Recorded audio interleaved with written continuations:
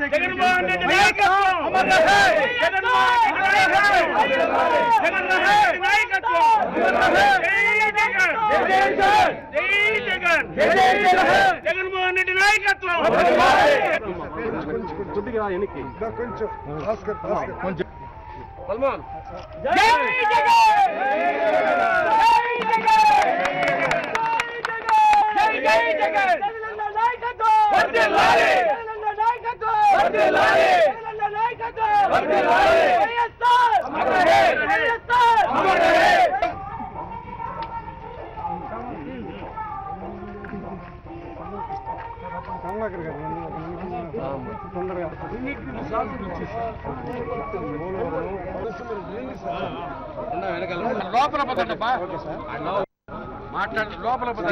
చింతపంట పంచాయతీ తూర్పల్లి గ్రామంలో రాజశేఖర్ గారి అభిమానులు పెద్ద ఎత్తున గడప గడప కార్యక్రమం ప్రారంభానికి సూచికగా ఈరోజు జెండా ఆవిష్కరణ చేశారు.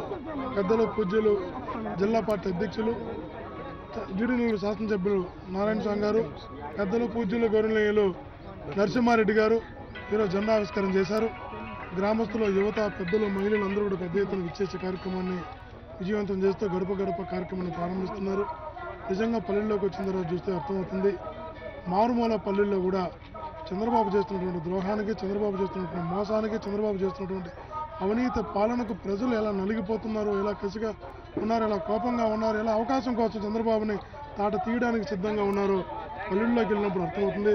చంద్రబాబు ఎందుకని భయపడి ఈ రోజుకు వార్డు మెంబర్ ఎన్నికలు కూడా ఈ రాష్ట్రంలో పెట్టినటువంటి పరిస్థితి ఏర్పడిందంటే నిజంగా ప్రజల యొక్క ఆగ్రహాన్ని తట్టుకునే ధైర్యం లేక చంద్రబాబు ఈరోజు పలాయనం చిత్తగిస్తున్నాడు. ఈ పరిస్థితుల్లో ఒక్క వైఎస్ఆర్ కాంగ్రెస్ పార్టీ, ఒక జగన్మోహన్ రెడ్డి గారి రాష్ట్రానికి సుభిక్షమైన పాలన అందించగలడని, రాజన్న పాలన మరలా తిరిగి తేగలడని, మరలా ప్రశాంతంగా ప్రజలు పనుకొని నిద్రపోగలిగే పరిస్థితికి మాకు ఏదొచ్చినా కూడా ఆ కుటుంబం ఆదుకుంటుంది. ఆ రోజు రాజశేఖర్ గారు ఉన్నప్పుడు అనారోగ్యం వస్తే ఆదుకోవడానికి రాజశేఖర్ గారు ఉన్నారు. ఆపద వస్తే, యాక్సిడెంట్ అయితే, కడుపు నొప్పి వస్తే, గర్భం కానుపు వస్తే ఆదుకోవడానికి 108 పెట్టినటువంటి రాజశేఖర్ గారు పెట్టింది. వ్యవసాయం చేయాలంటే విత్తనాలు ఇచ్చిన, ఎరువులు ఇచ్చిన, వ్యవసాయ పనిముట్లు ఇచ్చిన 90% సబ్సిడీ ఇచ్చారు రాజశేఖర రెడ్డి గారు ఉన్నారు. రోడ్డు కావాలంటే రోడ్డు, కాలువ కావాలంటే కాలువ, ఏదైనా చేయడానికి రాజశేఖర గారు ఉన్నారని ఆ రోజు ప్రజలు అలా ధైర్యంగా ఉన్నారు. అదే ధైర్యంగా మరలా మనం ఉండాలంటే జగన్మోహన్ రెడ్డి గారు రావడం తప్ప వేరే మార్గం లేదు అని ప్రజలు ఒక నిశ్చితమైన అభిప్రాయానికి వచ్చారు. ప్రజాభిప్రాయాన్ని దృష్టిలో ఉంచుకుని ప్రజల్లోకి వెళ్తున్నాం. ఖచ్చితంగా చెప్తున్నాం, రాబో రోజులన్నీ కూడా చంద్రబాబుకి గడ్డు కాలాలి. రాబో రోజుల్లో వైఎస్ఆర్ కాంగ్రెస్ పార్టీ జెండా ప్రతి పల్లెలో రెపరెపలాడుతుందని తెలియజేసుకుంటున్నాం.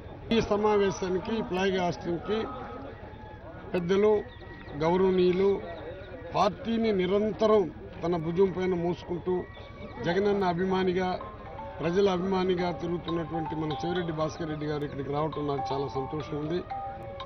ఈ రోజుతో కాదు ఈ వ్యవస్థ, ఇంకా రాబోయే రోజుల్లో ఇంకా పెద్ద వ్యవస్థగా తయారవుతుంది.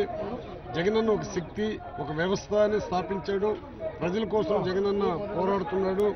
వారిని ప్రజలందరూ ఆశీర్వదించాల్సిందిగా, వారిని ముఖ్యమంత్రి చేసేంత వరకు నిరంతరం మా పోరాటం సాగుతూ ఉంటుంది. నిరంతరం మా పోరాటం సాగుతూ ఉంటుంది. ప్రజా సంక్షేమంలో జగనన్న ముందడుగు వేస్తున్నారు.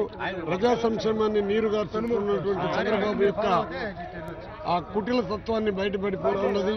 ప్రతి ఇంటిలో కూడా చంద్రబాబుని అసహించుకుంటారు కానీ ఎవరు కూడా ఆయన గురించి మంచిగా మాట్లాడలేదు. ప్రజల యొక్క దీవెనలు, ప్రజల యొక్క మన్నన, ప్రజల యొక్క దీవెనలు జగనన్నకి నిండుగా ఉండాలని దేవుణ్ణి ప్రార్థిస్తూ, నన్ను ఆదరిస్తున్నటువంటి నియోజకవర్గం సాగాలని, ప్రజల యొక్క ఆశీస్సులు మాకు ఉండాలని దేవుణ్ణి ప్రార్థిస్తూ, అందరూ సుఖంగా ఉండాలని దేవుణ్ణి ప్రార్థిస్తున్నా.